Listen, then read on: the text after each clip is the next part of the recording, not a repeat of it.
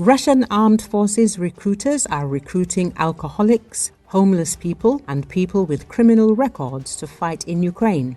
The footage, which was obtained by the editorial staff of BILD, shows the methods by which the Russians are trying to scrape together volunteers for the aggressive war that Putin wants to continue at any cost.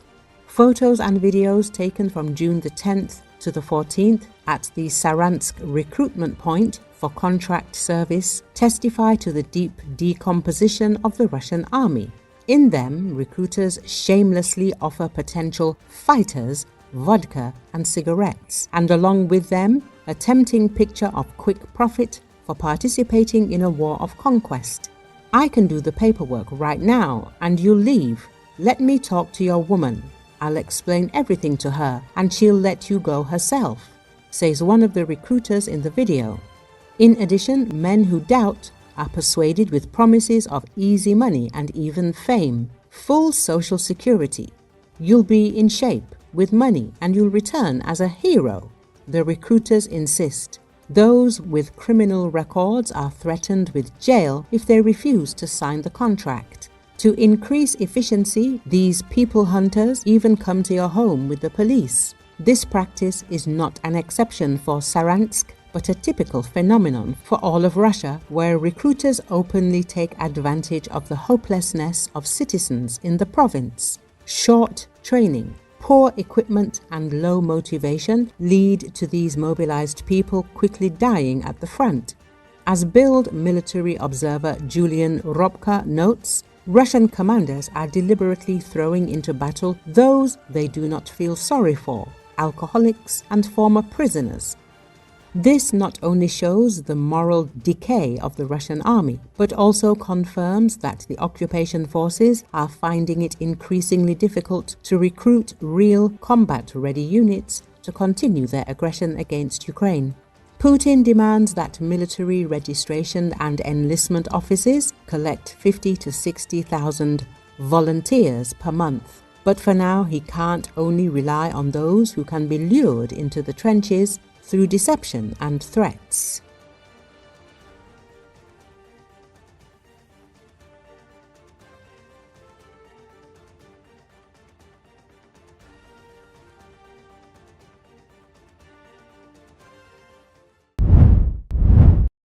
Israel's tally of the war damage it wrought on Iran includes the targeted killings of at least 14 scientists, an unprecedented attack on the brains behind Iran's nuclear program that outside experts say can only set it back, not stop it.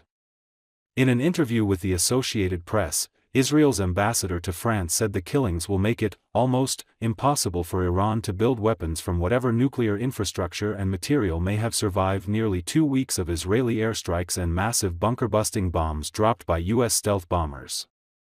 The fact that the whole group disappeared is basically throwing back the program by a number of years, by quite a number of years, Ambassador Joshua Zarka said.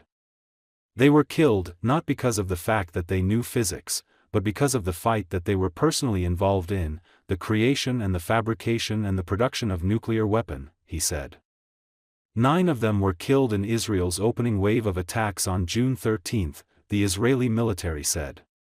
It said they possessed decades of accumulated experience in the development of nuclear weapons, and included specialists in chemistry, materials and explosives as well as physicists. Zarka spoke Monday to the Associated Press.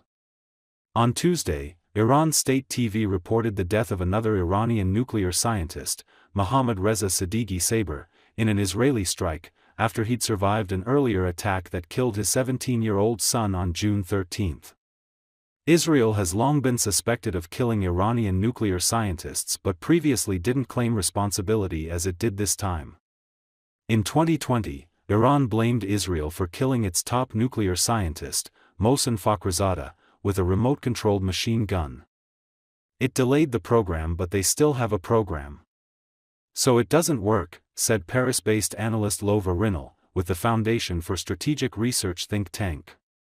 Without saying that Israel killed Fakhrizadeh, the Israeli ambassador said his elimination also postponed the nuclear program and the nuclear capabilities by a certain time. How quickly nuclear work could resume will in part depend on whether Israeli and U.S. strikes destroyed Iran's stock of enriched uranium and equipment needed to make it sufficiently potent for possible weapons use.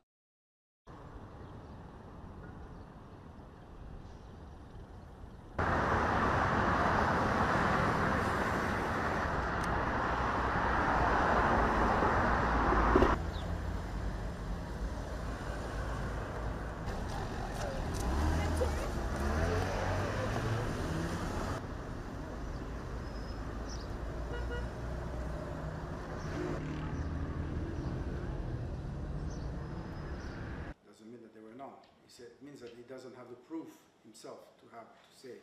So it's a question of language, basically. But the point Iran had. Of course, you know, I'm sure that you remember that we have. To scare the monkeys, that basically this will have a deterrent effect on other scientists, maybe.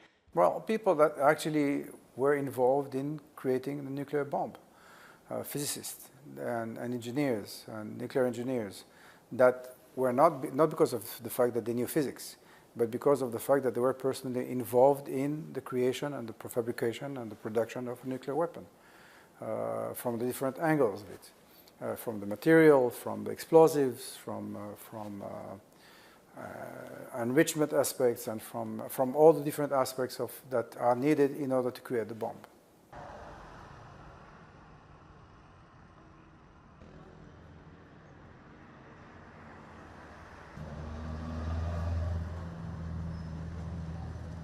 I mean, it's one thing to learn physics and to know exactly how a nucleus of an atom works and what is uranium and why, you know, there is a critical mass, etc., which is something that you find on the internet and you can in every possible university.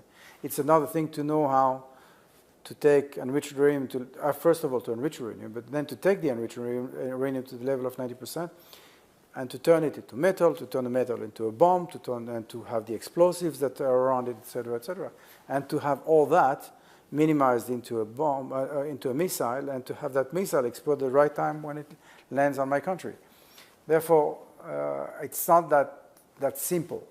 These people had the know-how of doing it, and were developing the know-how of doing it further. And this is why they were eliminated.